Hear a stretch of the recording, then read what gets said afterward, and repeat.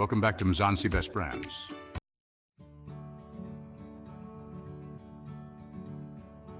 Today we're diving into the fascinating story of Pernod Ricard, a global giant in the wine and spirits industry, and its significant influence within South Africa. Pernod Ricard entered the South African market in 1995, leveraging the country's rich cultural landscape to establish a robust presence. The company has focused on building a portfolio of premium brands including Jameson, Absolut, Chivas Regal, Ballantine's, Glenlivet Martell and Red Heart Rum, fostering conviviality and responsible drinking. The world's second largest wine and spirits seller, it also produces several other types of pastis.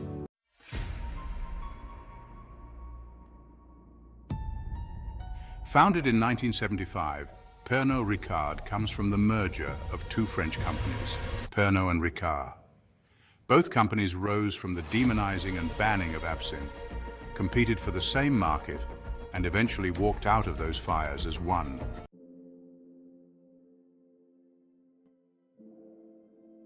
Pernod Ricard was the most popular brand of absinthe throughout the 19th century until it was banned in 1915. During the Belle Époque, the Pernod Ricard's name became synonymous with absinthe, and the brand represented the de facto standard of quality by which all others were judged. Pernod Ricard is rooted in the 1790s. According to legend, it was during this time in Neuchâtel, Switzerland, that Dr. Pierre Ordinaire created a distilled patent medicine that would represent the earliest origins of the drink. The recipe then came into the hands of Henri-Louis Pernod through the means of a business deal, and in 1797 he and Daniel-Henri Dubied opened the first absinthe distillery in Cuvée, Switzerland. Pernod Ricard's larger distillery was built in Pontarlier, Franche-Comté, eastern France, in 1805. This set the stage that would cause the sleepy community of Pontarlier to eventually emerge as the home of 28 commercial absinthe distilleries and the world's center of absinthe production. The popularity of the Pernod Ricard brand surged in the decades that followed the owner's passing in 1850, its impressive market share spawning a string of knockoffs and imitators with deceptive brand names such as Pernod, Parot, and Pierrot, among others. In 1871, Distillerie Aimard is founded near Paris, and Société Pernod Père and Fields opens in Avignon in 1872. In 1901, the original distillery was almost completely destroyed by fire. A new, larger and more modern distillery was built in its place. In its heyday, the Pernod Ricard distillery was producing as much as 30,000 litres of absinthe per day and was exporting its product around the world. Aniseed-based liquors were popular in southern Europe and Mediterranean countries. Absinthe, an aniseed-based liquor largely produced by Pernod Ricard, was the established drink of choice in France. However, absinthe had a high alcohol content, and there were exaggerated fears that it was a dangerously addictive psychoactive drug and hallucinogen. This prompted the French government in 1915 to enact legislation to ban all alcoholic drinks that were more than 16% alcohol, acting as a complete prohibition on aniseed-based drinks, due to their being suspected of undermining the French war effort. This prohibition was part of a global trend in that year, with prohibitions on absinthe being enacted in much of Europe, including France, the Netherlands, Belgium, Switzerland, and Austria-Hungary, and even in the United States. However, recent studies demonstrate that absinthe is no more dangerous than ordinary spirits.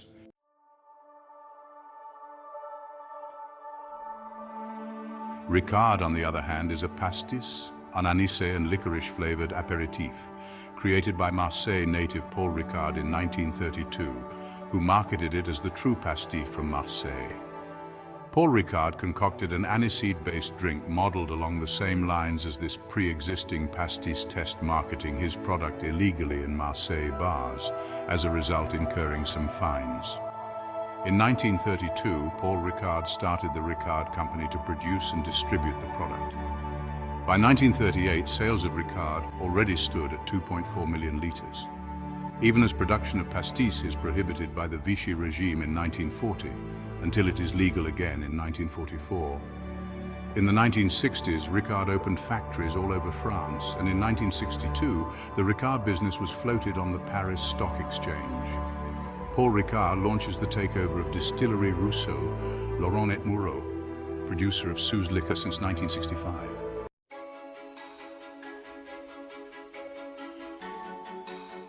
Then in 1975, the companies of Ricard and Pernod Ricard, the two largest French aniseed aperitif producers and fierce competitors, merged, creating the Pernod Ricard Group, which now produces and distributes Ricard.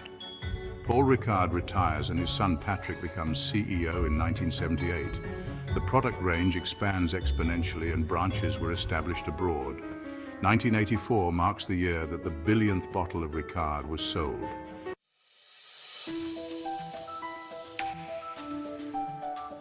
Pernod Ricard acquired Irish distillers, makers of Jameson Irish whiskies.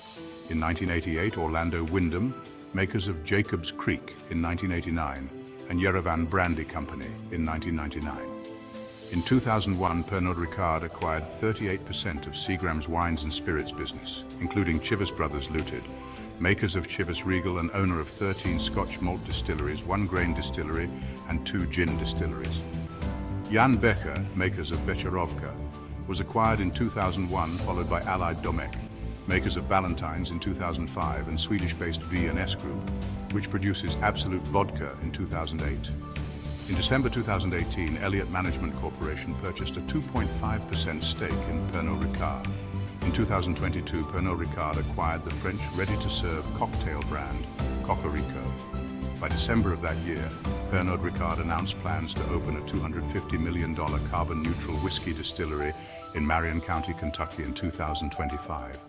Inverrochy Gin is owned by Pernod Ricard, which acquired a majority stake in the South African distillery in July 2019. This acquisition marked a significant development for Inverrochy, which is known for producing gin infused with indigenous Fynbos from the Western Cape region. The deal aimed to help expand Inverrochy's presence in global markets. Inverrochy Gin was established by Lorna Scott and her family in the early 2000s in Stilbaai, a coastal town. Lorna sought to create a unique gin by using the indigenous Fynbos vegetation native to the Western Cape.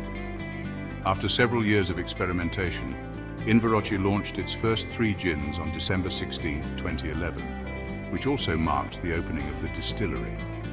This pioneering approach to craft gin, particularly using Fynbos as a primary botanical, set Inverrochy apart and contributed to its rapid growth both locally and internationally. Inverrochy Distillery is celebrated for its unique gin, rum and liqueurs, incorporating botanicals from the Fynbos-rich Western Cape region. They offer various gin varieties, including the popular Inverrochy Classic Gin, known for its 43% alcohol content. Inverrochy gins, like the Amber Cape Fynbos gin, boast rich, aromatic profiles sourced from the coastal dunes of the Western Cape. The acquisition by Pernod Ricard has provided Inverrochy with the resources and expertise needed to reach new heights, ensuring that the unique flavors of the Western Cape are enjoyed by gin enthusiasts around the world. This partnership exemplifies how traditional craftsmanship and global business acumen can come together to create something truly remarkable.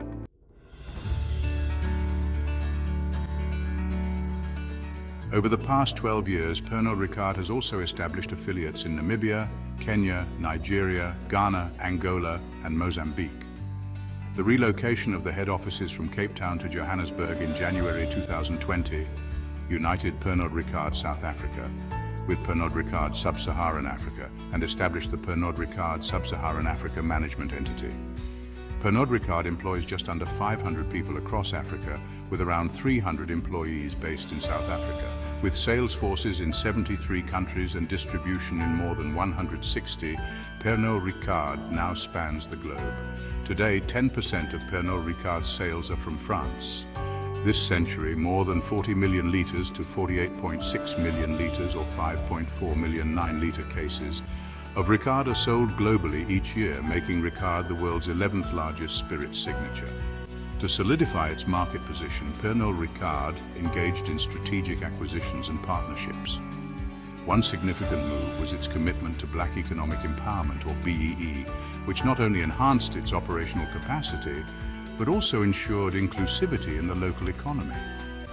Pernod Ricard's initiatives often involve major transactions aimed at exceeding 25 million rand, demonstrating the company's dedication to fostering economic growth while adapting to local demands.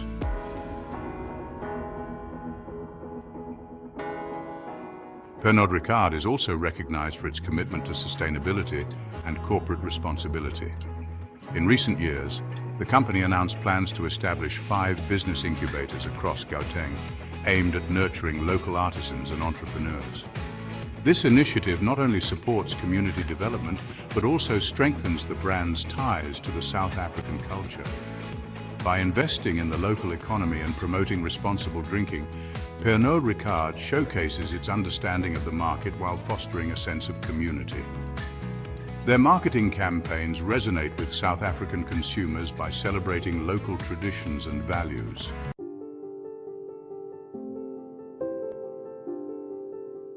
So, there you have it. The emergence of Pernod Ricard in South Africa is a remarkable journey of growth, responsibility, and cultural engagement.